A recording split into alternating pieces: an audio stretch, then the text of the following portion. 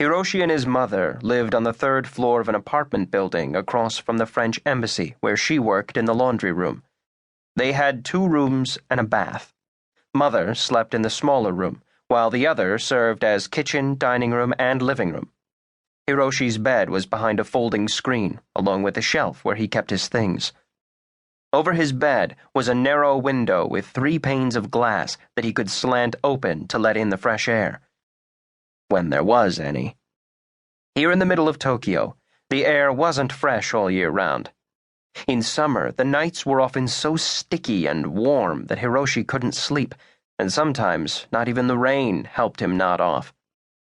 It was on just such a night that he saw the girl for the first time.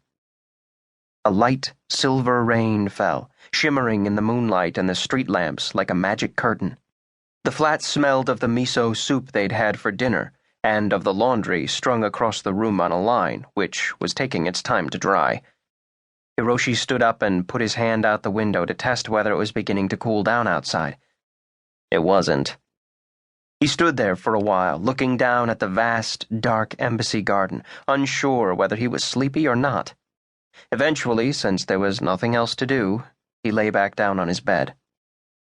The third time he got up to look outside, there was a girl standing in the garden. She just stood there, her arms spread wide, looking up into the sky. Her long, dark hair cascaded down her back. She was wearing nothing but a nightgown, which clung to her body, soaked through. Hiroshi shut his eyes, counted to 10, and then opened them again.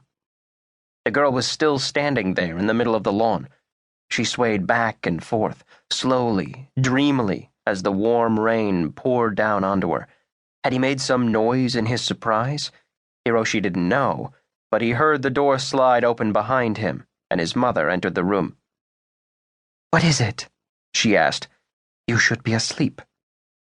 "There's a girl in the garden," Hiroshi said. Mother shuffled across to the bigger window.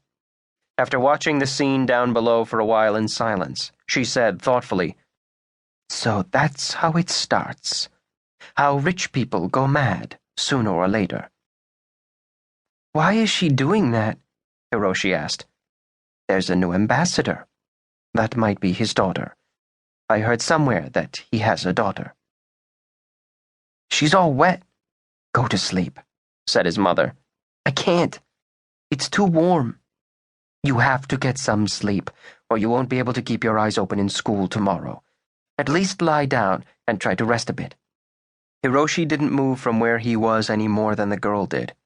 It looked as though she was praying to the moon, or waiting for something to fall from the sky so that she could hug it. "What about her? She has to go to school as well. What business of yours is it what she does?" Now his mother sounded indignant. "They are rich folk. We have nothing to do with the likes of them." "Why are they rich?" "They just are. Now go to sleep," said Mother, and left. That seemed to be the biggest problem in the world, that some people were rich and others weren't. Mother often talked about it. At that moment, the girl let her arms fall. She looked back at the house, and it seemed somebody was calling her from there. Hiroshi couldn't hear anything over the sound of the rain, but he saw her reluctantly move away, saw her walking barefoot through the grass toward an open door. Hiroshi waited till she had vanished from sight, then lay down. When he finally did fall asleep, he dreamed about her, of course.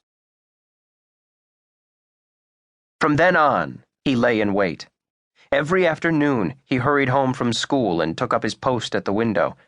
He fell into the habit of doing his schoolwork there and would have liked to eat by the window as well, but his mother wouldn't hear of it. "What's this all about?" she grumbled. "What are you doing there?" "Nothing," Hiroshi said, and in a way he was right. Most of the time, all he did was stare down into the embassy garden, waiting for something. He couldn't say what. Waiting for the girl, of course. But why?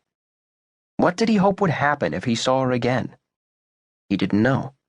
He only knew he couldn't help standing by the window for hours at a time, even though all he ever saw was an occasional pale dot behind a window, which might or might not have been a face.